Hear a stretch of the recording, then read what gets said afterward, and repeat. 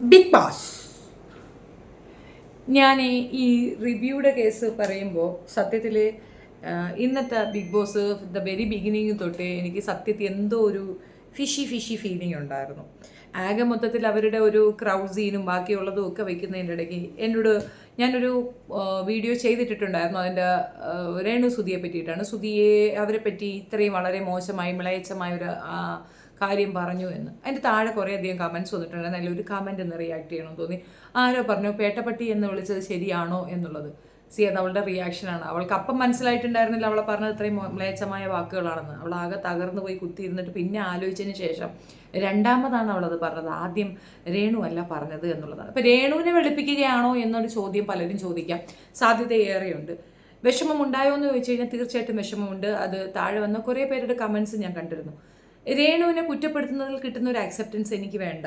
ഈ ഒരു വിഷയത്തിൽ മറ്റ് വിഷയങ്ങൾ വ്യത്യസ്തമാണ്. ഈ ഒരു വിഷയത്തിൽ ഇത് ഞാൻ രേണുവിൻ്റെ ഒപ്പം തന്നെയാണ്. കാരണം എന്താണെന്നറിയാമോ, ഒരു പെൺകുട്ടിയെ നമ്മൾ പുറത്തുള്ളവർ എല്ലാവരും ചേർന്ന് ആക്രമിക്കുന്നു, എന്നാൽ ഞങ്ങളും കൂടെ ആക്രമിക്കാം എന്നൊരു ടൈം ഒരിക്കലും നല്ലതല്ല. അവളിൽ നിന്ന് നമുക്കെന്ത് കിട്ടി എന്നുള്ളതിനെ ബേസ് ചെയ്തിരിക്കണം നമ്മൾ പറയേണ്ടത്. പ്രത്യേകിച്ച് ബിഗ് ബോസിലേക്ക് പോയ ഒരു വ്യക്തി ഒരു കാരണവശാലും അങ്ങനെ ഒരു കൺക്ലൂഷനിലെത്താൻ പാടില്ല എന്നുള്ളതാണ് എൻ്റെ ഭാഗം. അതുകൊണ്ട് തന്നെയാണ് ഞാൻ അതിനെ പറഞ്ഞത്. അത് ഞാൻ രേണുവിന് വേണ്ടി വക്കാലത്ത് പറഞ്ഞു അല്ലെ രേണു സുധിക്ക് വേണ്ടി സംസാരിക്കും എന്നല്ല. ഒരു ഒരു ഒരു പരിധിയിൽ കൂടുതൽ ഉപദ്രവിക്കപ്പെട്ടപ്പോഴാണ് രേണു പ്രതികരിക്കാൻ തുടങ്ങിയതെന്നാണ് ഞാൻ മനസ്സിലാക്കുന്ന യൂട്യൂബേഴ്സിനോട്. പക്ഷേ ഈ ഒരു വിഷയത്തിൽ ആ ഒരു കാര്യം, അതായത് പുറത്തുള്ള ഒരു വിഷയം വെച്ചിട്ട് രേണുവിനെ ആ രീതിയിൽ അവിടെ അവഹേളിക്കാൻ അക്ബർ ശ്രമിച്ചത് പുറത്തുള്ളവർ സപ്പോർട്ട് ഉണ്ടാകുമെന്ന് വിശ്വസിച്ചിട്ടാണ്. അങ്ങനെ ഒരു സപ്പോർട്ടൊന്നും ആർക്കും കിട്ടാൻ പോകുന്നില്ല. ഒരാളെ വ്യക്തിയെത്തി ചെയ്തിട്ടല്ല നീ മിടുക്കനാകേണ്ടത്. നിന്റെ എബിലിറ്റി, നിന്റെ ക്വാളിറ്റി, അതിനാണ് ആളുകൾ മാർക്കിടുക, അതിനാണ് തരിക. ഈ അക്ബറിൻ്റെ തന്നെ പണ്ടത്തെ ഷോ എടുത്ത് നോക്കുക. നമുക്കൊക്കെ ഒരുപാട് കാര്യങ്ങൾ അറിയാം. ഒത്തിരി രീതിയിലുള്ള അവഗണനയും അവഹേളനങ്ങളിൽ നിന്ന് കരകയറി വന്ന വ്യക്തിയാണ്.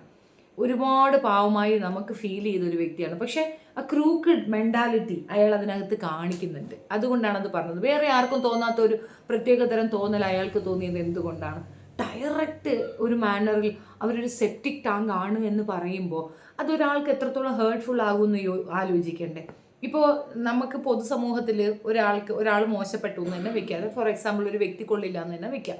ആ വ്യക്തി എന്തുകൊണ്ട് ആളുകൾ അങ്ങനെ ചെയ്യുന്നു? എന്താണ് അവരുടെ മാനറിസമാണോ കുഴപ്പം? അവരുടെ ആറ്റിറ്റ്യൂഡാണോ കുഴപ്പം? എന്താണ് അതെന്ന് മനസ്സിലാക്കി അവരെ അത് പറഞ്ഞ് മനസ്സിലാക്കി നല്ല രീതിയിൽ കൊണ്ടുവരാൻ ശ്രമിക്കുന്നതും ഒരു എഫർട്ടല്ലേ? പകരം എല്ലാവരും തെറി വിളിക്കണം എന്നാൽ ഞാനും അങ്ങോട്ട് വിളിച്ചേക്കാം എന്ന് പറയുന്നത് ക്യാരക്ടറില്ലായ്മയാണ്. ആ ക്യാരക്ടറില്ലായ്മ കണ്ടതുകൊണ്ടാണ് അതിനെതിരെ ശക്തമായി പറഞ്ഞത്. രേണു മിടുക്കിയാണോ അല്ലേ എന്നുള്ളത് സെക്കൻഡറി ആണ്. രേണു എന്ന വ്യക്തി അധിക്ഷേപം ചെയ്യാനും മാത്രം തെറ്റ് ഈ 2 ദിവസം കൊണ്ട് രേണു അതിനകത്ത് കാണിച്ചിട്ടില്ല.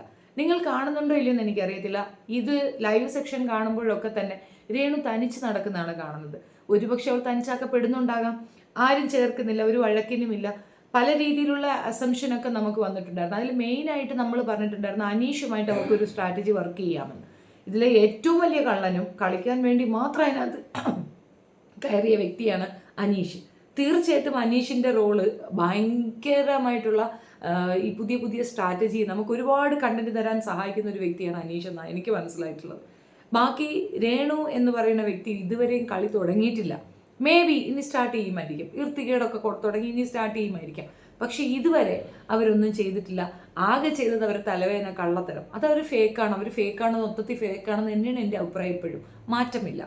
പക്ഷേ കുപ്പത്തൊട്ടി എന്ന് വിളിക്കുന്നതിനേക്കാൾ വൾഗറായ ഒരു സാധനമാണ് മലമൂത്ര വിസർജനം നടത്തുന്ന ഒരു ടാങ്കായിട്ട് അവളെ വെക്കുന്നത്. അതിനേക്കാൾ ഉപരി നമ്മൾ ഇഷ്ടപ്പെടുന്ന ഒരു വ്യക്തിത്വമാണ് അക്ബറിൻ്റെത്. പാട്ട് പാടുന്നവർ മനോഹരന്മാരാണ്. അതേ എനിക്കത് ഭയങ്കര ഇഷ്ടമുള്ള കാര്യമാണ്. പക്ഷെ ചില പാട്ട് പാടുന്ന വിഷജന്തുക്കളുടെ ഉള്ളിൽ വളരെ വൾഗറായ മനസ്സുണ്ട്. അതിൻ്റെ ഒരു എക്സാമ്പിൾ എനിക്കും ഉണ്ടായിട്ട് എനിക്കും നേരിടേണ്ടി വന്നിട്ട്. അതുകൊണ്ടാ പറഞ്ഞത്, നന്നായി മനോഹരമായി പാടുന്നവനിക്ക് മനസ്സിൽ മനോഹരത ഉണ്ടാകുമെന്ന് തെറ്റിദ്ധരിക്കരുത്. ഒരിക്കലുമില്ല. ഏറ്റവും വിഷവും ഏറ്റവും വൃത്തികേടും അവരുടെയൊക്കെ ഉള്ളിലാണ്. അതുകൊണ്ടാണ് അവൻ ഇങ്ങനെയൊന്ന് പറയേണ്ടി വരുന്നത്. നമ്മൾ ഒരു സ്ത്രീയെ അവഹേളിക്കുന്ന ഒരു പുരുഷനാണെങ്കിൽ ആ പുരുഷൻ അത് ചെയ്യുന്നുണ്ടെങ്കിൽ അതിൻ്റെ പൂർണ്ണ ഉത്തരവാദിത്തം ആ പുരുഷൻ്റെ അമ്മയ്ക്കാണ്.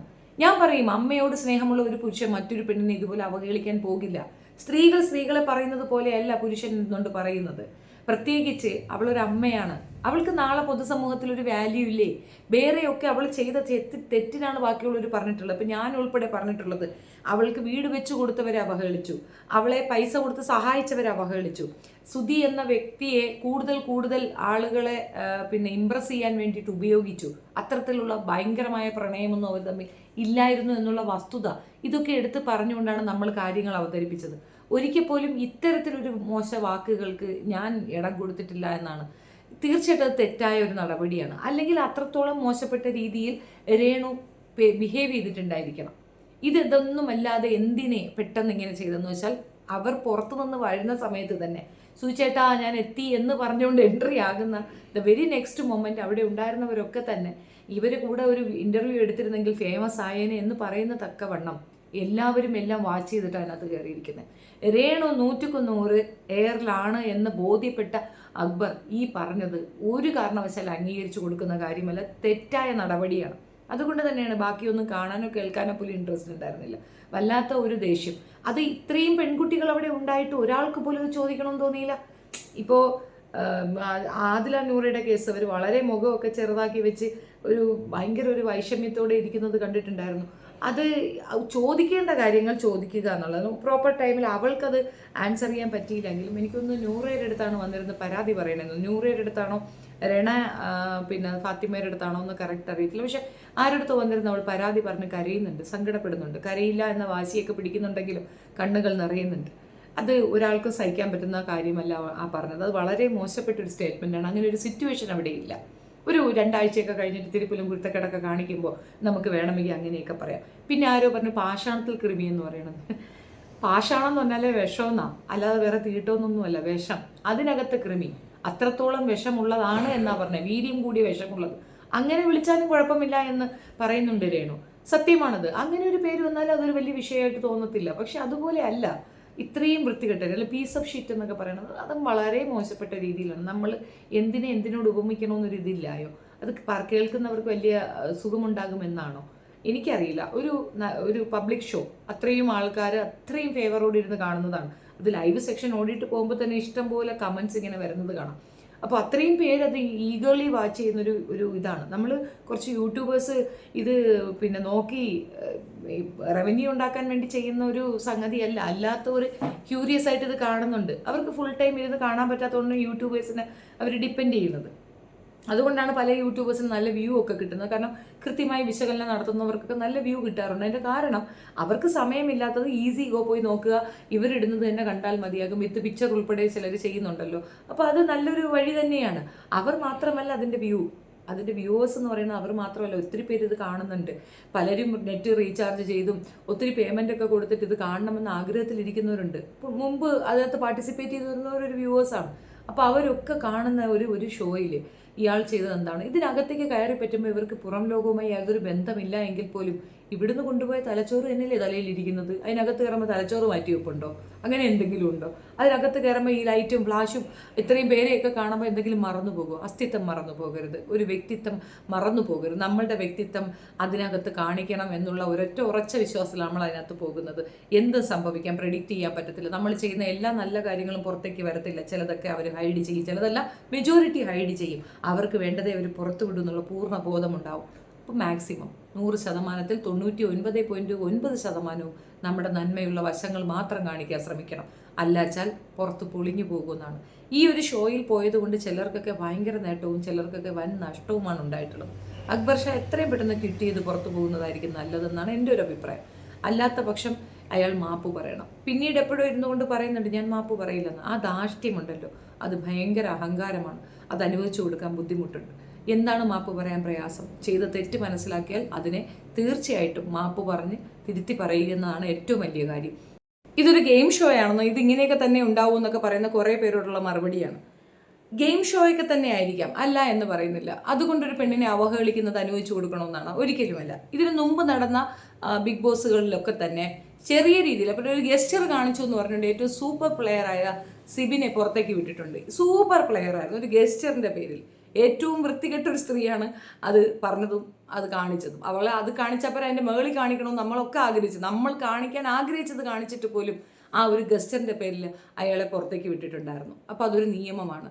ഒരു കാരണവശാലും അങ്ങനെ എത്ര വൃത്തികെട്ട ക്യാരക്ടർ ആണെങ്കിൽ പോലും അവരെ അതിനകത്ത് ആക്സെപ്റ്റ് ചെയ്ത് കയറ്റിയിട്ടുണ്ടെങ്കിൽ അവരെ റെസ്പെക്ട്ഫുള്ളി തന്നെ പുറത്തേക്ക് വിടാനുള്ള ഉത്തരവാദിത്തം ബിഗ് ബോസിനുണ്ട്.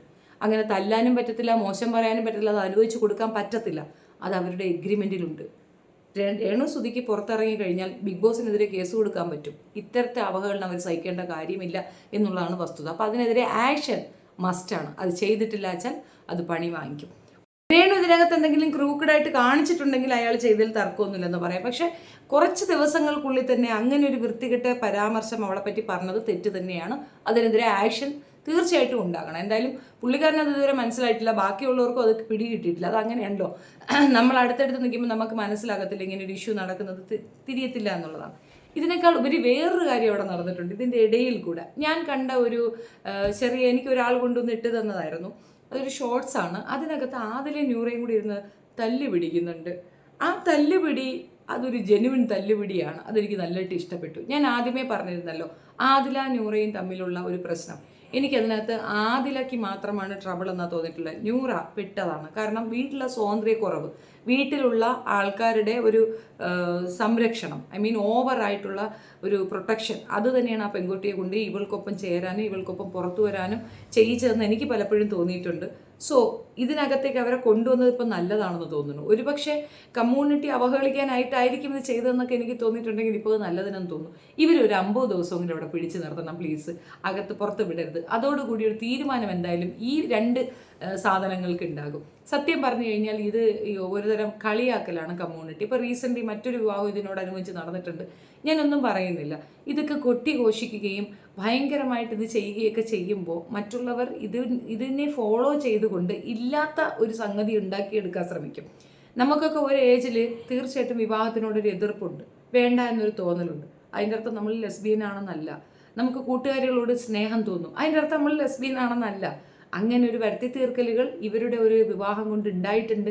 സൊസൈറ്റിക്ക് ഒരു മോശം മെസ്സേജ് കൊടുത്തിട്ടുണ്ടെന്നുള്ളത് വസ്തുതയാണ്. രണ്ടിലൊരെണ്ണം അടിച്ചു പിരിയും എന്നുള്ളത് തർക്കമില്ല. ഇവരടിച്ചു പിരിയുന്ന സന്തോഷമുണ്ടെന്ന് ചോദിച്ചാൽ 100% നാഴികയ്ക്ക് 40 വട്ടം സ്വന്തം വീട്ടുകാരെ പഴിക്കുന്ന ഒരു പെൺകുട്ടിയേക്ക് കൊടുക്കേണ്ട പണിഷ്മെൻറ്റ് കൊടുക്കുക തന്നെ വേണം. ആ വീട്ടുകാരോ ആ ഉമ്മയോ ഇല്ലെങ്കിൽ അവൾ ഭൂലോകം കാണുമോ? എന്തിൻ്റെ അടിസ്ഥാനത്തിലായാലും അമ്മയും അച്ഛനെയും പറയുന്നത് ഒരിക്കലും ശരിയല്ല. അത് അംഗീകരിച്ചു കൊടുക്കാൻ ബുദ്ധിമുട്ടുണ്ട്. അതുകൊണ്ടാണ് എന്തായാലും വരും ദിവസങ്ങളിൽ കൂടുതൽ വിശേഷങ്ങൾ പറയാൻ പറ്റും. ശരത്ത് അവിടെ കിടന്ന് തുള്ളി മറിയുന്നുണ്ട്, എന്തരാണെന്ന് അറിയാൻ വയ്യ. ആകെ ബഹളവും കുതന്ത്രങ്ങളുമാണ്. ബാക്കി വിശേഷങ്ങൾ ഞാൻ നാളെ പറയാം. ഇന്നത്തെ ഞാൻ അധിക നേരം ഇരുന്ന് കണ്ടിട്ടില്ല. അതിൻ്റെ മെയിൻ റീസൺ എന്തെന്ന് പറഞ്ഞു കഴിഞ്ഞാൽ ഇത് കണ്ടപ്പോൾ തന്നെ മൂഡ് ഓഫ് ആയി. മാത്രവുമല്ല തുടർന്നുള്ള കുറേയധികമൊക്കെ ഒരു റിപ്പീറ്റേഷൻ പോലെ ഫീൽ ചെയ്തിരുന്നു. ആൻഡ് ദാറ്റ് സ്പെസിഫിക് ടാസ്ക് എനിക്ക് ശരിക്കും മനസ്സിലായിട്ടില്ല. അതുകൊണ്ടാണ് ഞാൻ അതിനെപ്പറ്റി ഒന്നും പറയാത്തത്. നാളത്തത് ഞാൻ കൃത്യമായി പറയുന്നതായിരിക്കും. എനിക്കറിയാൻ പ്രതീക്ഷ ഒരുപാട് പേര് ഇരിക്കുന്നുണ്ടെന്ന്. നിങ്ങൾ തൽക്കാലം സമ്മർ മീഡിയയിൽ പോയി കണ്ടോളൂ. നാളെ ഞാൻ പ്രോപ്പറായിട്ട് നിങ്ങൾക്ക് ആൻസർ ചെയ്യുന്നതായിരിക്കും. Thank you.